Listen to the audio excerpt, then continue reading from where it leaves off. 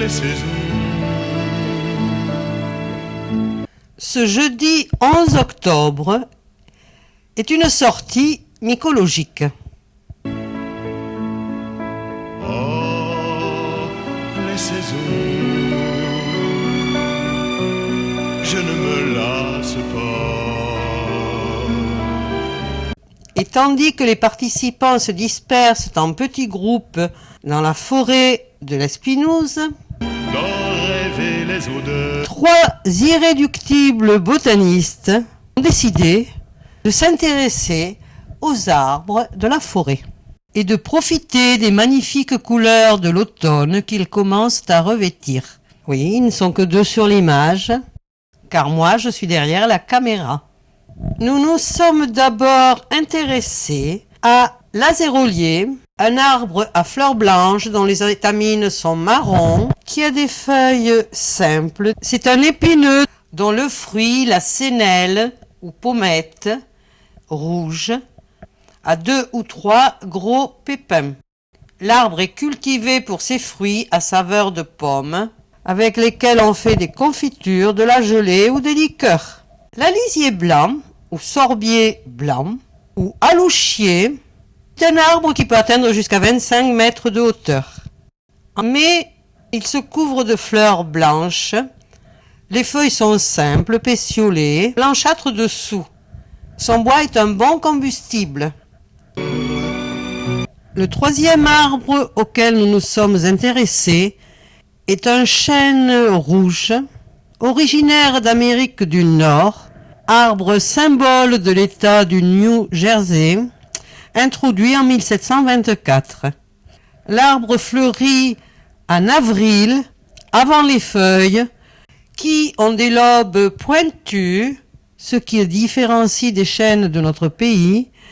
Le gland a une cupule aplatie et mince.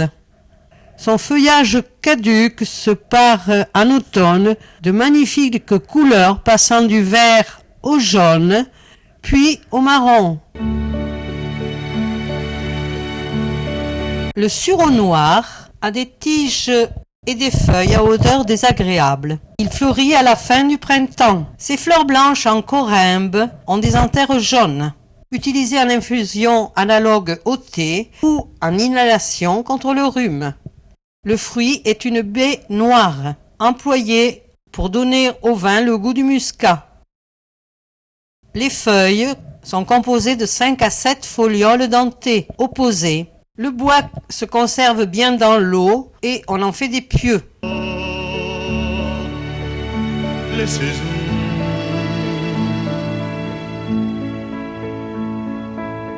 Nous voici maintenant devant un épicéa, reconnaissable à ses fruits, les cônes, qui pendent sous la branche. Mûr en automne, il libère les graines et tombe ensuite entier. C'est l'arbre le plus utilisé pour les sapins de Noël. Les feuilles sont des aiguilles quadrangulaires, persistantes, piquantes, insérées une à une tout autour de la branche. Je ne me lasse pas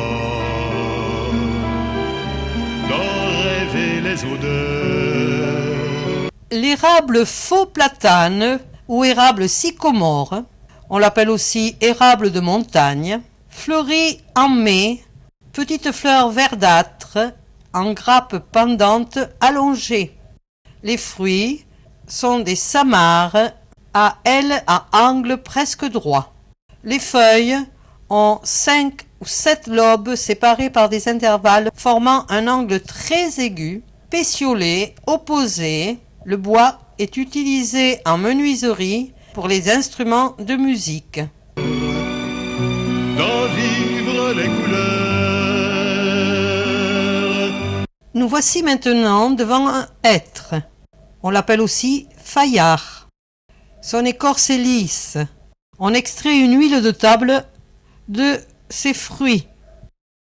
Les feuilles coriaces, luisantes, alternes, simples, ovales, un peu crénelées sur les bords, bordées de poils blancs sur les jeunes feuilles. Les fleurs sont jaunâtres, en inflorescence poilue, Le fruit a une enveloppe coriace qui s'ouvre en 4 valves, libérant les 3 fruits appelés des faines. Les bourgeons sont longs, effilés, pointus. D'en trouver les raisons. Oh, les saisons. Après le hêtre, le sapin blanc, son cône est dressé sur la branche, à l'inverse de l'épicéa. Les écailles tombent une par une, ce qui laisse sur l'arbre l'axe du cône qui se dresse comme une bougie sur un sapin de Noël. Ses feuilles en aiguille sont plates, avec 2 lignes blanches dessous, persistantes, insérées une à une, comme l'épicéa, mais disposées sur 2 rangs. On en fait des cercueils, d'où l'expression des truands, lui faire un habit en sapin. Les sorbiers des oiseleurs étaient magnifiques. On les appelle aussi cormiers des chasseurs, arbres à grives, car ce sont ces fruits qui servent d'appât aux oiseleurs. Les feuilles sont composées de 13 à 17 folioles dentées. Son bois est utilisé pour faire des manches d'outils. C'est un arbre des terrains calcaires, montagneux jusqu'à 1800 mètres. C'est sur les terrains siliceux que pousse le châtaignier. On peut utiliser les feuilles en infusion contre la coqueluche ou la bronchite. En juin, il se couvre de chatons mâles jaunâtres, odorants. Son fruit est contenu dans une bogue très épineuse.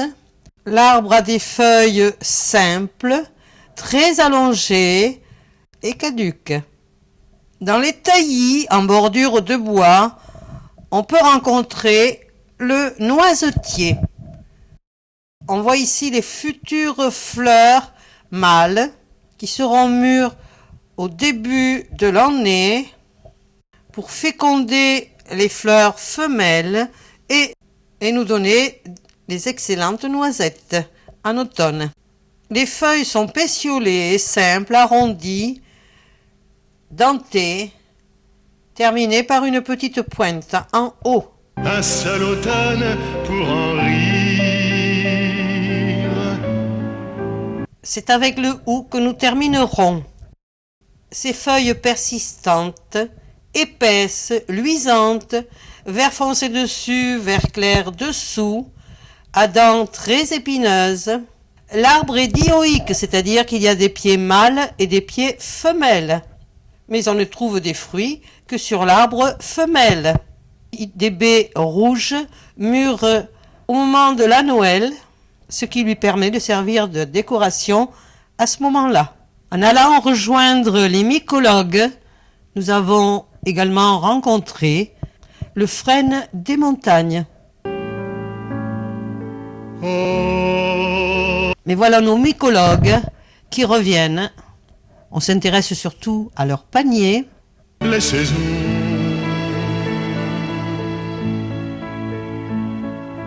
Oh, les saisons. Ils étalent tout sur la table de pique-nique. Voilà la cueillette. Je ne vous donnerai pas le nom de chacun de ces champignons, mais j'ai simplement admiré leur couleur, leur forme. À vous de trouver leur nom. Les saisons.